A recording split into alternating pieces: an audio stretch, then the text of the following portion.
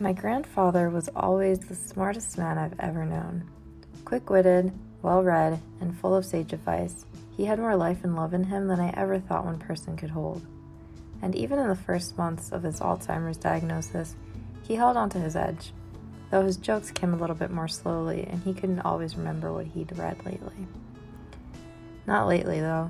He doesn't speak much anymore, and my grandma has run herself ragged trying to take care of him around the clock. She's the same age as he is, but she doesn't ever catch a break, so sometimes she misses appointments. It's not her fault. He has so many. But she only really noticed something was wrong when she woke up one morning to a giant swelling on the left side of my grandfather's neck. When she took his temperature, she found he'd spiked a fever. It turned out that there had been a problem with the tooth implants he'd gotten on his lower left side. My grandma couldn't remember the name of our dentist. She's had to keep track of so many doctors and medications already. But luckily I'd written it down somewhere. On calling his dentist, we learned that he'd gotten these implants 10 years ago, but stopped going to follow-up appointments about 6 years ago, right around the time of his diagnosis. The doctor had to go in there and clean out the debris from under his implants, and he was good to go again. But I hate to think of the kind of pain he must have been in from that. It must have been building up for a while, and all he could do was suffer in silence. We have long known that a healthy mouth contributes to a healthy body. From youth, we are taught the importance of brushing our teeth twice a day, of flossing, of avoiding sugary foods, of making frequent trips to the dentist. We know on some level that maintaining oral health is essential, whether we brush our teeth regularly or not. Your oral health might even be more important than you realize. Like other areas of your body, your mouth is teeming with bacteria, both good and bad. It is also a unique entry point in the body, opening up to your digestive and respiratory tracts and adjacent to your head. Recent studies indicate that gum disease, or as dentists call it, periodontal disease, might have a surprising relationship to your grandfather and his Alzheimer's. Researchers uncovered a potential link between P. gingivalis, the bacteria associated with gum disease, and Alzheimer's, the most common cause of dementia. You're probably thinking that there is no way you have gum disease, but statistics are grim. Over 50% of the US population aged 30 or older have gum disease, and 68% of those aged 65 and older have periodontal disease. This all means that a sizable percentage of the United States has a colony of P. gingivalis growing in their mouth, and their health might be at risk.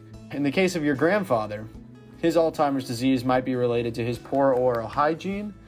P. gingivalis is implicated in an increase of amyloid beta, the protein that forms the plaques of an Alzheimer's brain and inhibits proper neurological functioning.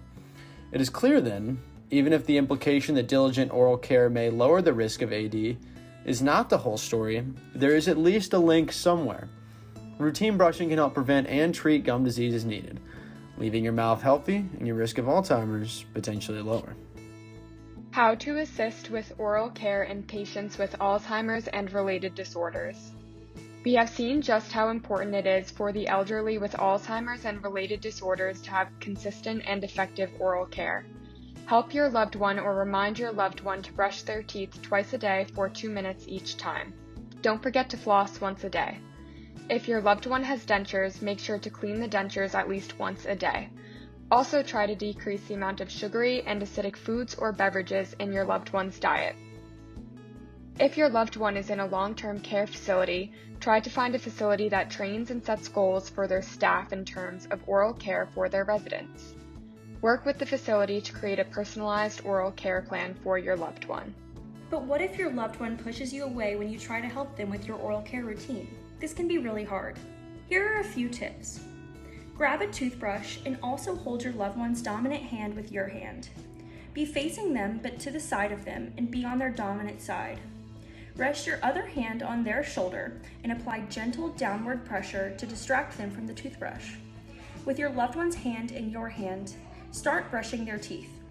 This should almost feel like they are brushing their own teeth for them, and hopefully should not startle them or upset them as much.